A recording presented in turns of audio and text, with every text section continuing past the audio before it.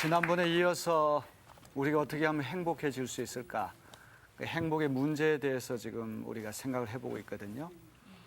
사실 이 세상 사는 사람들 가운데 행복해지지 않기 원하는 사람 누가 있겠습니까? 그 설령 그것이 정신적으로 힘든 일이고 또 육체적으로 피곤한 일이라고 할지라도 그것이 행복을 가져올 때가 있지 않습니까? 네. 예를 들면 어머니가 자식을 공부시키기 위해 가지고 노점상도 하고 또 힘들게 일을 합니다. 네. 고생이 굉장히 많지만 그 자식이 잘 되면은 그 어머니의 기쁨이 되기 때문에 기꺼운 마음으로 그렇게 하는 것이거든요. 또 우리 예수님이 이 땅에 오셔가지고 십자가에 달려 돌아가시고 또 고난을 많이 당하신 것도 세상적인 관점에서 보면 불행한 일이지만 예수님은 그 길이 많은 사람들을 구원하는 생명의 길이었기 때문에 기꺼이 그 길을 가셨던 것이죠. 여러분들 행복하십니까? 이렇게 질문을 던지면 어떻게 대답하시겠습니까? 다 행복하세요? 아니요. 행복합니까? 그러면 불행한 것까지는 아는데 그렇다고 해서 꼭 행복한 것 같지는 않아요. 그런데 이 행복이라고 하는 것은 가치관을 어디에 두느냐가 참 중요한 것이거든요. 아침에 있다가 금방 사라지는 안개와 같은 것에 가치관을 두면 그것이 너무나 신속하게 사라지기 때문에 그것이 사라지면 행복도 사라지게 되는 것입니다. 예를 들면 돈에 행복을 거는 사람은 돈이 좀 들어오면 행복하겠지만 돈이 빠져나가면 또 불행해지는 거예요. 인기라고 하는 것도 마찬가지죠. 굉장히 인기가 높은 것에다가 어떤 행복의 기준을 두면 인기가 높을 때는 하늘을 붕붕 날아다닌 것처럼 그런 느낌이 들겠지만 인기가 또 땅에 떨어질 때도 있지 않습니까? 그러면 더불어 행복도 사라지게 되는 거예요. 그렇다면 우리가 진실로 행복해지기 위해서는 어떻게 해야 되겠습니까? 시들지 않는 것, 오래가는 것, 영원한 것, 무상한 것이 아니라 그 어떤 풀의 꽃과 같이 금방 떨어지는 것이 아니라 오래오래 지속되는 것을 우리가 붙들어야 되는데 그 영원토록 지속되는 것이 무엇입니까? 없습니까? 없다고 단언하시는데 하나님의 사랑. 하나님이시잖아요. 우리 하나님은 우주 만물 창조하시고 없지 않아요. 있어요. 없다 그러니까 이제 크리스찬이 아닌 분처럼 느껴져요. 지금 여기 계신 분들은 되게 크리스찬이라고 내가 믿고 이 강의를 하는데 시들지 않는 하나님께 행복의 가치를 두는 사람이 오래오래 지속적으로 행복해질 수가 있어요. 요즘에 그 텔레비전을 보게 되면 채널이 굉장히 많습니다. 제가 설교할 때 가끔 어떤 드라마 이야기 같은 거 할 때가 있거든요. 그러면 이렇게 물어보면은 그 드라마 본 사람이 별로 없는 것 같아요. 그래서 저 혼자만 계속 TV 드라마 보고 자기들은 그 시간에 기도하고 찬송하고 목사님만 TV 보네. 네, 나 혼자만 TV를 보는 것처럼 그렇게 느껴지는데 왜 그럴까 생각해 봤는데 채널이 너무 많은 거예요. 이 케이블 채널까지 다 합치면 한 100개 이상 되잖아요. 맞아요. 그런데 이 텔레비전 볼 때마다 채널을 자주 돌리는 사람이 있습니다. 왜 그렇게 자주 돌리는지 아세요? 시기심이 많아서 그래요. 나보다 더 잘난 사람, 나보다 더 예쁜 사람, 나보다 더 행복한 사람 나오면 보기 싫다는 거죠. 그래서 다른 쪽으로 채널을 자꾸 돌린다 이 말이죠. 목사님의 생각이신 거죠? 저도 그런 사람 중에 하나예요. 제 마음을 들킨 줄 알았어요. 우리가 이 시기심이라고 하는 것이 행복 가로막는 두 번째 장애물이라고 생각이 돼서 오늘 이 이야기를 하려고 그러는데 나보다 더 잘나고 더 행복한 사람 보게 되면 우리가 용납을 못하는 마음 이것이 시기심이죠. 사촌이 땅을 사면 어디가 아프다? 옛날에는 배가 아팠는데 지금은 사촌이 땅을 사면 어떡합니까? 설사가 난다고요. 시기하는 마음이 점점 강도가 높아져 가지고 옛날에는 배만 아픈 지금 설사가 난다 이런 얘기를 합니다. 시기심이라고 하는 건 화살이 어디서부터 날아오는지도 모르고 얻어맞는 거예요. 맞아. 가까운 친구나 친척이나 동료가 잘 되면 이상하게 속이 쓰립니다. 왜 하는 거 보니까 그런 어떤 느낌을 가지신 것 같은데 거꾸로 내가 잘 아는 사람, 나하고 굉장히 친한 사람이 잘 안 되면 겉으로는 말을 안 하지만 속으로는 고소하게 생각하는 그런 일들이 있을 수 있어요. 우리가 교회를 다니다 보면 이 교회 식구들은 사실 가족들보다 더 가깝습니다. 저도 뭐 형님하고 누님들 다 살아계시지만 이분들 1년에 한 번, 두 번 볼까 말까 하거든요. 근데 새벽기도 나오지, 수요 저녁 예배 나오지, 금요 충만기도 나오지, 또 주일날 아침에 나오면 저녁 늦게까지 있지. 교인들을 제일 많이 봐요.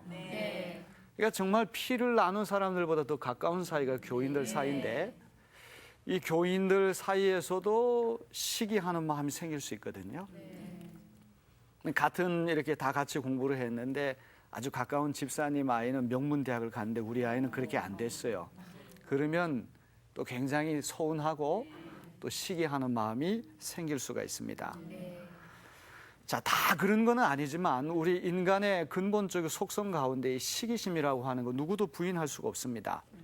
그래서 지난번에 제가 말씀드린 죽음에 이르는 7가지 그 죄악 중에 하나가 시기심이라고 한 죄입니다. 이 시기심이라고 하는 건 아주 근본적인 죄이기 때문에 여기에서부터 많은 다른 죄들이 파생합니다.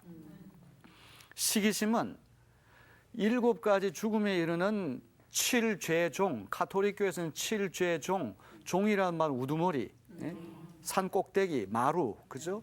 그런 의미인데 이 7가지 근본적인 죄 중에서 가장 더럽고 야비하고 잔인한 죄가 시기심이란 죄라고 했어요. 왜냐하면 시기심은 친구의 행복을 슬퍼하고 불행을 기뻐하는 도착된 감정이기 때문에 그렇습니다. 셰익스피어라고 하는 분은 이 시기심이라고 하는 것을 녹색 눈의 괴수 이렇게 불렀다고 그래요. 녹색 눈의 괴수. 왜 녹색 눈의 괴수라고 불렀을까요? 이 녹색이라는 색깔, 이 초록빛이 감도는 이 과일을 보게 되면 그거는 덜 익었거든요. 그러니까 녹색의 과일을 먹기 아직 덜 익었기 때문에 그것을 따서 먹으면 씁쓸합니다. 그것과 마찬가지로 속이 쓰리기 때문에 녹색 눈의 괴수. 더 중요한 거는 고양이가 쥐를 잡아먹으려고 할 때 이게 막 살기를 느끼게 될 때, 해치려고 살기를 느끼게 될 때 눈이 녹색으로 바뀐다고 해요. 그래서 이 시기심은 다른 사람이 해치기 때문에 녹색 눈의 괴수다. 이제 이런 말을 셰익스피어가 했다고 해요. 그래서 영어로 백바이팅이라는 말이 있어요. 백바이팅이라는 백이라는 말은 뒤고 바이팅이라는 말은 씹는다는 말이잖아요. 그래서 뒤에서 씹는 거예요. 뒷담화. 어떤 사람 뒷담화, 뒷담화죠, 담화. 뒤에서부터 말한다는 말이죠. 그래서 이 한담을 우리가 가십을 줄여야 되는데 어떤 사람 잘 나가고 그러면 우리 그 사람에 대해서 칭찬해주고 또 잘됐다 축복해주기보다는 이렇게 비꼬고 비아냥거리고 좋지 않은 소문을 퍼뜨리고 악플 달고. 이 악플 달고 아주 너무 중요한 얘기를 했어요. 저도 이제 그 스마트폰에서 이제 그 신문 기사를 읽을 때가 있거든요. 그러면 가장 댓글 많이 다는 기사가 있어요. 그래서 그거를 이제 궁금해가지고 이제 볼 때가 있습니다. 그래서 이제 가끔 시간이 나면 어떤 댓글이 달렸을까 한 순위별로 이렇게 쭉 한번 읽어보게 되면 좋게 얘기하는 댓글은 거의 없더라고요. 맞아요. 거의 99%가 다 비방하고 비꼬고 뭐 확대하고 상상해가지고 완전히 그 상대방을 참 매장하려고 하는 어떤 이런 풍토가 우리 사회 속에 있습니다. 자, 시기심이라고 하는 것하고 질투심이라고 하는 것은 비슷한 감정인 것 같은데 엄밀하게 얘기하면 이거 서로 다르거든요. 시기심과 질투심이 어떻게 다릅니까? 한번 대답할 수 있겠습니까? 글자가 다르네요. 첫째는 글자가 다르다. 네, 글자가 다르죠. 시기심이라고 하는 말은 영어로 envy라고 하는 말이고 envy. 질투심이라고 하는 말, jealousy라고 하는 말이에요. 시기심은 기본적으로 두 사람 사이에 느끼는 감정입니다. 이게 꼭 이제 두 양자 사이에서 느끼는 감정인데 나하고 친한 사이일 때도 시기심 발생할 수 있지만 이 시기심은 일반 감정이기 때문에 불특정 다수를 향할 수도 있는 거예요. 어떤 사람이 나보다 더 행복해 보인다. 나보다 더 스마트해 보인다. 나보다 더 아주 잘 사는 것처럼 보인다. 이렇게 되면 그 사람에 대해서 시기하는 마음 가질 수가 있습니다. 지금은 뭐 이런 일들이 별로 없지만 자동차를 새 차를 이렇게 뽑아가지고 이제 밤에 이렇게 세워놓으면 그 이튿날 어떤 사람이 맞아요. 와가지고 본네트를 쫙 이렇게 그어놓는 동전 경우가 같은 있습니다. 걸로. 맞아요. 더 심한 경우에는 타이어를 완전히 맞아요. 펑크를 내는 플랫 타이어라고 그러죠. 너무 완전 나빠. 펑크를 내는 그런 경우도 있습니다. 왜 그렇게 했습니까? 시기하는 마음 때문에. 나하고 아무 상관도 없지만 이 불특정 다수임에도 불구하고 그죠? 나를 향하여서 나보다 더 행복한 사람 내가 용납 못한다. 이제 그래서 생기는 것이죠. 자, 반면에 질투심이라고 하는 것은 삼각관계 속에서 발생하는 감정이에요. 이 질투심은 이 자기와 분명히 관계에 있는 사람들하고의 관계 속에서 생기는 거예요. 안면이 있는 사람들. 안면이 있는 사람. 예를 들면은 이제 어린아이가 태어났을 때 그 아이가 혼자 있을 때는 부모님의 사랑을 독차지합니다. 온 식구들이 예뻐하고 귀여워하고 칭찬하고 이 사랑을 독차지하는 것 같다가 갑자기 이제 둘째 아이가 태어납니다. 동생이 태어나게 되면 그 동생이 또 예쁘니까 막 또 부모님과 식구들이 온갖 사랑을 다 베풀 거 아닙니까? 그때 이 큰아이가 느끼는 감정을 질투심이라고 해요. 그러니까 사랑받는 자로서 자신감이 떨어질 때 생기는 감정이 바로 질투심이라고 하는 감정이에요. 재미있는 이야기가 하나 있습니다. 어떤 주인이 염소 한 마리를 길렀는데 이 염소가 하나 있을 땐 주인이 그 염소를 아주 예쁘게 생각하고 아주 잘 대해줬습니다. 그런데 어느 날 주인이 나귀 한 마리를 데리고 왔습니다. 이 나귀가 큰 짐도 잘 싣고 다니고 일도 열심히 하니까 주인이 그 나귀를 더 아주 사랑을 많이 하게 됐어요. 칭찬도 많이 하게 됐어요. 염소가 자기 주인한테 홀로 받던 사랑을 나귀가 빼앗아 가니까 질투심이 생기는, 이때 생기는 감정을 질투심이라 그럽니다. 물론 이 사람하고 이제 동물하고 사이기 때문에 삼각관계도 좀 묘한 삼각관계. 그래서 이 염소가 저 나귀를 어떻게 하면 주인으로부터 떼야 되겠다 이런 생각을 가지고 머리를 쓰기 시작해요. 잔꾀를 쓰게 됐어요. 어느 날 나귀를 불러가지고 너 주인이 무슨 일을 시키게 되면 열심히 일하지 말고 그 하천을 건널 때에도 그냥 주저앉아버리고 자꾸 그렇게 하라. 자, 그래가지고 이 나귀가 어리석어가지고 염소 말을 그대로 듣고 큰 짐을 싣고 가다가 주저앉기도 하고 쓰러지기도 하고 그랬거든요. 그랬더니 열심히 일하는 나귀가 힘이 빠지니까 나귀야 너 왜 그러냐? 너 영양 보충을 못해서 그러냐? 걱정을 하다가 이 나귀가 힘 빠졌을 때 나귀를 이렇게 세우는 방법이 염소의 간을 뺏어 먹이면 살릴 수가 있다. 그래가지고 염소를 죽여가지고 염소의 간을 빼가지고 이제 나귀를 살렸다는 이야기입니다. 이건 뭐 진짜는 아니고 너무 그렇게 뭐 감탄하실 필요는 없습니다. 큰 충격에 빠졌어요, 지금. 너무 큰 충격에. 그 이게 시기심과 질투심이라고 하는 것이 나만 불편해지는 것이 아니라 상대방을 죽일 수 있는 것이기 때문에 해칠 수 있는 것이기 때문에 이거는 정말 우리가 행복에 이르는 아주 걸림돌이 되는 그런 장애물이 아닐 수가 없습니다. 자, 성경을 읽어보게 되면 이 시기심이나 또 질투심 때문에 망한 그런 사례들이 굉장히 많이 나옵니다.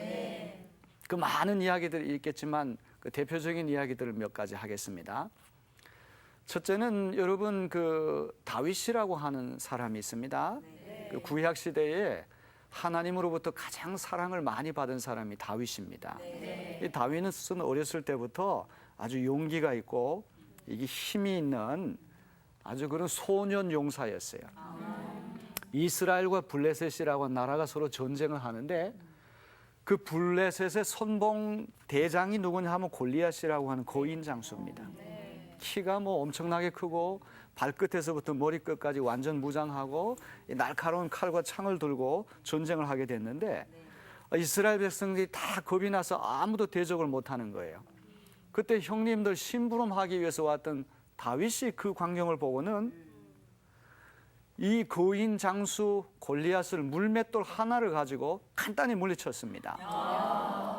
자, 이렇게 해가지고 이스라엘과 블레셋 전투를 할 때 이스라엘 이겼다는 것이죠. 이제 이런 일이 있은 다음에 이제 여인들 사이에 민간에 있는 여성들 사이에 미녀가 만들어져서 불리게 되는 거예요. 그게 뭡니까? 다윗은 천천히요, 다윗은 만만이요, 사울은 천천이다. 사울은 천천인데 다윗은 만만. 이게 무슨 뜻입니까? 예? 다윗은 수만 명을 상대할 수 있는 용사지만 사울은 겨우 몇천 명밖에 상대 못하는 그런 사람이다. 그러니까 이 어린 소년인 다윗이 사울보다 더 용맹무쌍하다.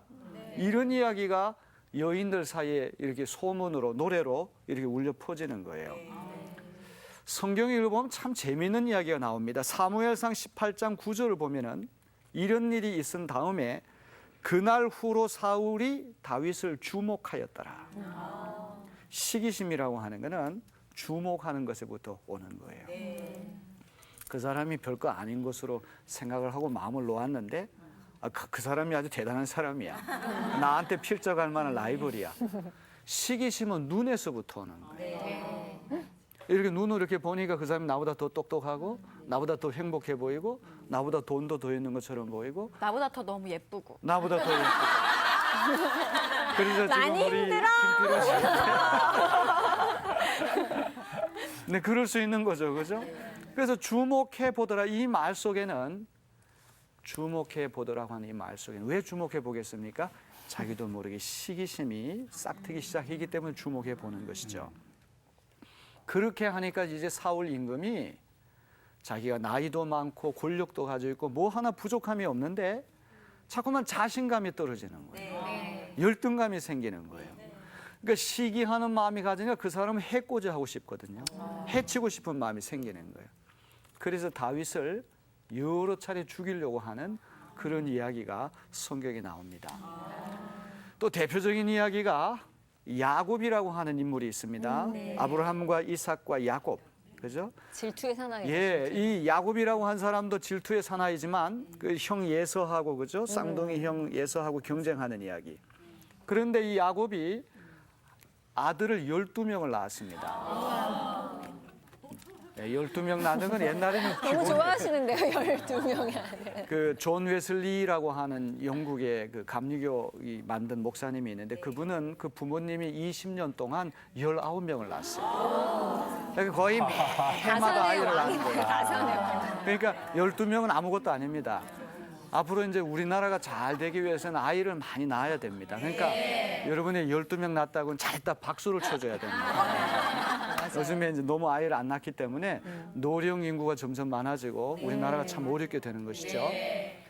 이 야곱이 12명의 아들을 낳았는데 그 중에서 11번째 아들이 요셉이라고 하는 아들이에요. 근데 이 위에 10명의 아들은 레아라고 하는 부인에게서 낳고 그다음에 이 요셉과 또 요셉이 이제 종으로 팔려간 사이에 또 동생이 하나 나오는데 베냐민이라는 동생은 야곱이 사랑했던 정말 너무나 끔찍하게 사랑했던 라헬이라고 한 여인에게서 난 아들이에요. 그러니까 자기가 진심으로 사랑했던 아내에게서부터 나온 아들이기 때문에 즉 첫 아들이 요셉이기 때문에 야곱이 요셉을 더 사랑하는 거예요. 10명의 형들은 뭐 대충 옷도 입히고 그냥 무관심하게 그렇게 방치하다시피 하지만 요셉에 대해서는 색동옷을 입히고 음식도 더 맛있는 것을 이렇게 특별히 대접을 하고 그러니까 10명의 형들이 그걸 보니까 어떤 마음이 생기겠습니까? 질투가 생기죠. 질투심이 생기죠. 이때는 이제 삼각관의 관계이기 때문에 질투심이라고 그래요. 맞아요. 그죠? 질투심이 생겨가지고 저놈 언제 우리가 좀 죽여야 되겠다. 그래가지고 멀리 양을 치러 갔을 때 그 동생인 요셉이 심부름 갔다가 형들이 이제 음모를 꾸며가지고 구덩이를 파고 그 속에 들어가고 나중에 이집트에 종으로 팔려가서 이루 말할 수 없는 고생을 했던 그러한 이야기가 있습니다. 자, 뭐 성경에 이와 비슷한 얘기들이 수없이 많은데 이와 반대되는 이야기도 있습니다. 얼마든지 시기하고 질투할 만한 그런 사이였지만 넓은 아량을 가지고 질투하지 않고 시기하지 않고 그 사람을 잘 세워준 아름다운 이야기가 또 하나 있습니다.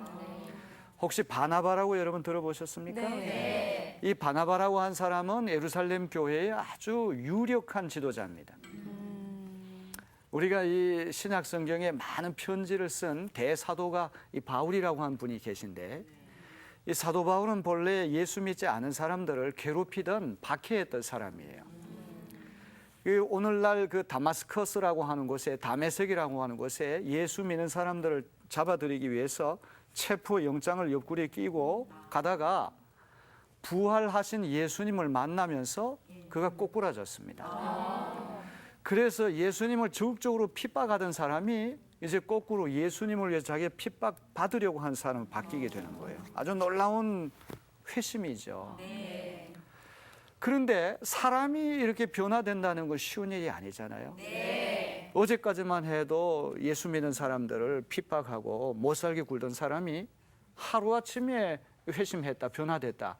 그 믿기가 어렵잖아요. 저 사람이 많은 사람들을 힘들게 했던 사람인데 어떻게 크리스찬 될 수 있단 말이냐. 잘 믿으려고 하지 않고 용납하려고 그러지 않는 거예요. 그런데 이 바나바라고 한 사람이 바울을 이렇게 보니까 앞으로 큰 제목이 될 만한 사람이에요. 그래서 자기 일일이 이 바울의 회심은 진짜 회심이고 믿을 만한 사람이다. 그러니까 다 일일이 보증을 해주고 또 안디옥에 데려가가지고 또 안디옥 교회가 크게 부흥시키는데 결정적인 공헌을 했던 사람이 바로 이 바나바라고 한 사람이에요. 성경을 읽어보게 되면 바나바는 착한 사람이다. 아주 마음이 이렇게 넓고 관용심이 깊고 포용을 많이 하는 사람이 바나바다. 이런 이야기가 있습니다. 시기심 왜 생깁니까? 경쟁심 때문에 생기죠. 자, 경쟁심이라고 하는 것이 꼭 나쁜 것만은 아닙니다. 선의의 경쟁심이라고 하는 말이 있는 것처럼 우리가 아이들을 길러봐도 셈이 많은 애가 공부를 더 잘합니다. 그냥 뭐 점수를 80점, 70점 맞고도 내가 이만큼 했으면 됐지 이런 사람은 공부를 잘하려 할 수가 없어요.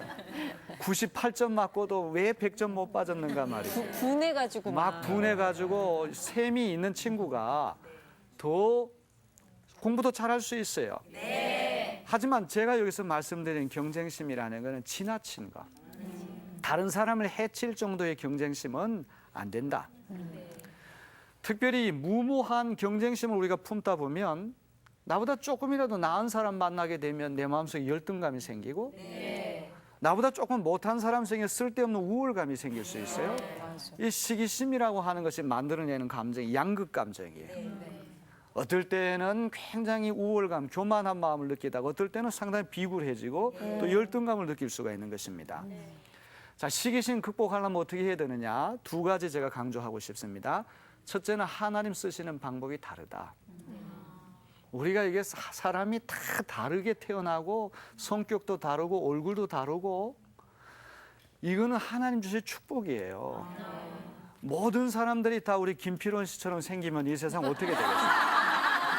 모든 사람이 우리 최령 씨처럼 생기면 어떻게 되겠습니까? 참 좋겠는데. 선생님, 목사님 저는요? 예? 저는요? 모든 사람이 우리 이민아 씨처럼 질투. 하나님이 코도 다르고 눈도 다르고 키도 다르고 다양하게 만드셨다는 건 이건 큰 축복이 아닐 수 없습니다. 쓰시는 방법이 다르다고 해서 어떤 사람이 더 우월한 건 아니에요. 이제 교회도 마찬가지예요. 큰 교회를 맡는다고 해서 그 목사님이 더 우월하고 작은 교회 맡는다고 해서 그 목사님 부족한 건 아니에요. 하나님 쓰시는 방법이 다를 뿐이다. 이걸 기억해야 됩니다. 두 번째는 우리 마음을 사랑의 마음으로 늘 가득 채워야 돼요. 그러기 위해서는 어떻게 해야 되느냐? 종말론적인 그런 자세가 필요하다. 이거는 내일 지구에 종말이 온다. 내일 지구가 끝난다 그러면 우리 마음이 얼마나 넓어지겠습니까?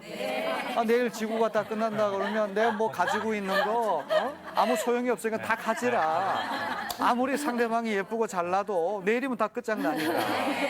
그런 마음 가지면 마음 편해지는 거예요. 되게 좋아하세요. 내일 종말이라는데 왜 이렇게 좋아하시는 거예요? 자, 마지막으로 제가 이 얘기 하나 하겠습니다. 헬무트 틸리케라고 하는 독일 신학자가 있습니다.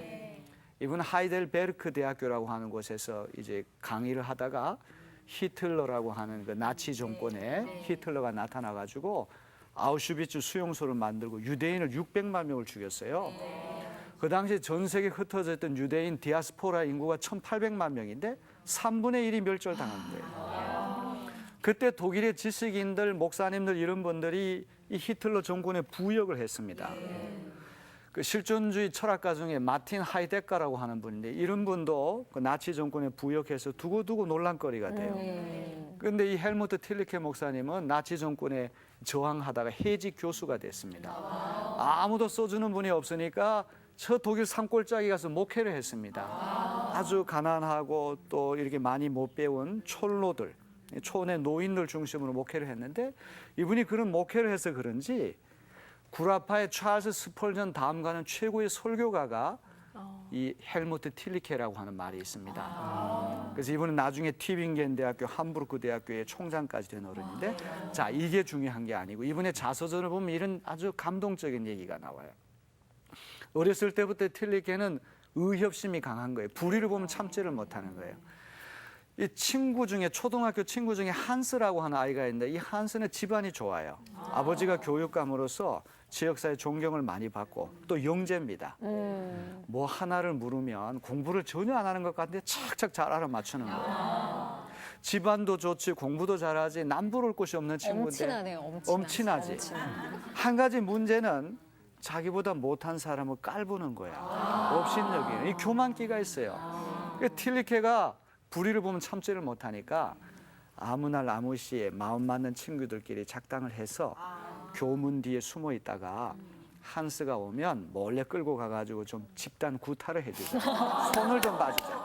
아이쿠. 예. 그래가 드디어 이제 그 작전 개시일이 이제 드디어 왔는데 교문 뒤에 이렇게 숨어가지고 한스가 등교하기만 바라는데 그날따라 아버지가 같이 온 거야. 지역사회 존경받는 교육감인 아버지가 같이 왔는데 이 아버지가 이 한스를 얼마나 사랑하는지 죄송합니다. 뺨을 이렇게 만지고 머리를 쓰다듬고 몇 번씩이나 어루만지고 그러는 거야. 그러고는 헤어지는데 그것도 너무 아쉬워가지고 몇 번씩 뒤를 돌아보면서 빠이빠이 손을 흔드는 거야. 그거를 지켜보는 순간에 이 틸리케와 친구들 마음이 무너지는 거예요. 야, 저렇게 사랑받는 아이를 우리가 어떻게 해칠 수 있단 말이냐. 그래서 이 자서전에 보면 이런 얘기가 나와요. 그렇게 아버지가 한스를 끔찍하게 사랑하는 광경을 보면서 신성 불가침에 기이한 위험을 느꼈다. 신성 불가침이라는 건 너무 거룩하기 때문에 침략을 못한다는 얘기예요. 이 strange dignity, 기이한 아주 이상한 존엄성 이걸 느꼈다는 거예요. 여러분 한 사람 한 사람이 하나님 앞에 그런 존재임을 기억해야 됩니다. 이 한스 아버지가 그렇게 끔찍하게 사랑하듯이 여러분 누구도 해칠 수 없는 신성 불가침의 기이한 이상한 존엄성을 가진 분들이 여러분이랑 기억해야 됩니다. 우리가 이런 믿음을 가지고 남 시기하지 말고 잘 되라고 축복해주면 오히려 그 축복이 자기에게 돌아오는 거예요. 자, 이번에 여러분들 이 시기심이랑 우리 행복하게 못 만드는 그런 장애물인 이걸 잘 제거하셔서 다 여러분 행복해진 여러분 되시길 바랍니다. 고맙습니다. 강의 마치겠습니다.